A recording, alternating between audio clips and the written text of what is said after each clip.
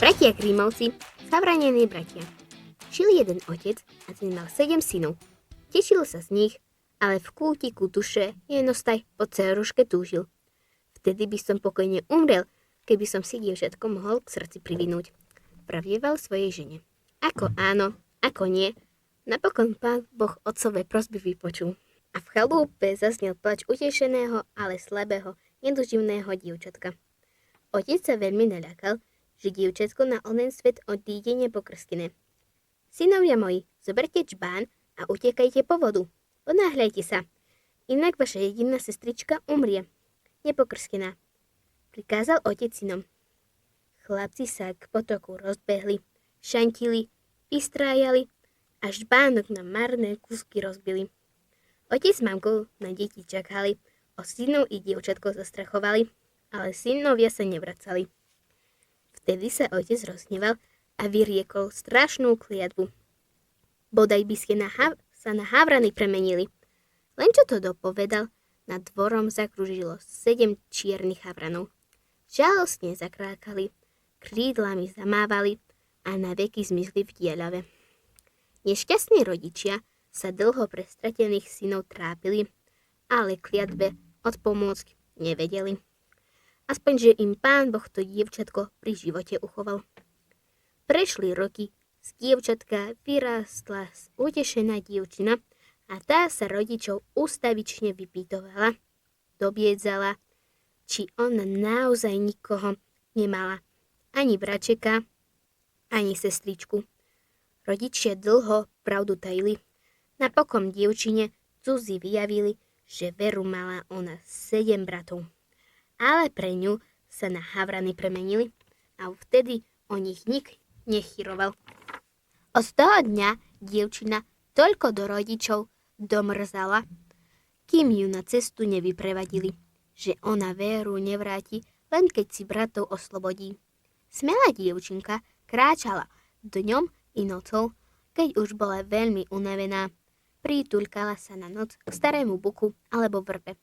A tak schúlená noc prečkala. Po dlhom strastiplnom putovaní prišla až do hviezdného kráľovstva. Čo tu hľadaš, dievčina? Pripravila sa jej blúdne zornička. Hoci už dobre vedela, čo k nej dievča priviedlo. Či nevieš, vzácna pani, kde sú moji bratia? Opýtala sa a zornička jej cestu ku sklenenej hore ukázala. Tvoji bratia sú v hore uväznení. Tu máš túto kostičku, bude ti na dobrej pomoci. Dobre si ju opatruj. Sestrička si kostičku zamotala do šatky, chytro sa so zorničkou rozlúčila a náhlila sa ku sklenenej hore. Na cestu jej v noci hviezdy svietili, cez deň jej slniečko cestu ukazovalo, aby nezabudila. Keď pred sklenenou horou zastala, kde sa vzal, tam sa vzal, vyrástol zo zeme trpaslík. Kamže kam, dievčinka? Opýtal sa. Hľadám si bratov, 7 havranov, odpovedalo dievča. A či vieš horu odomknúť?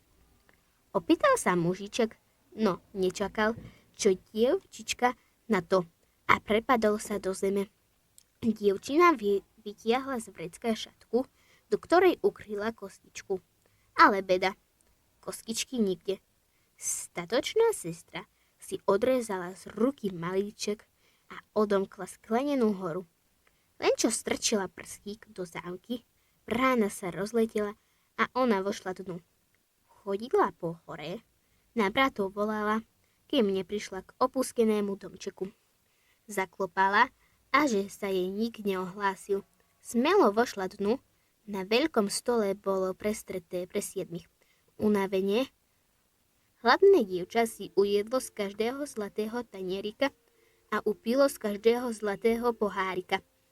Do posledného pohárika vhodilo otcov prsteň a ukrylo sa za pecou. Čo chvíľa zašuchotala perie a 7 havranov zasadlo k stolu. Kto jedol z môjho taniera? Zvolal najstarší. Aj z môjho pohára kto si pil? Kričal druhý. Poďme hľadať. Ak tu človeka nájdeme, zaraz ho rozdrliapeme. Nie tak z hurta, bratia. Tíši havrany najmladší.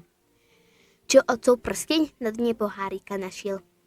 Čo ak to naša sestrička až sem cestu merala, len aby nás kliatby vyslobodila? Aj túbisky zmarnili. Bratia sa zahanbili, ovesli čierne hlavy. Nie, sestričku by sme nezmárnili, hoci si pri ňu veľa vytrpeli. Vtedy dievča vystúpilo spoza pece. To bolo radosky, keď z bratov perie opadal a oni sa na rúčich urazkených mládencov popriemieniali. A ešte väčšej, keď sa domov vrátili a rodičia si živých našli.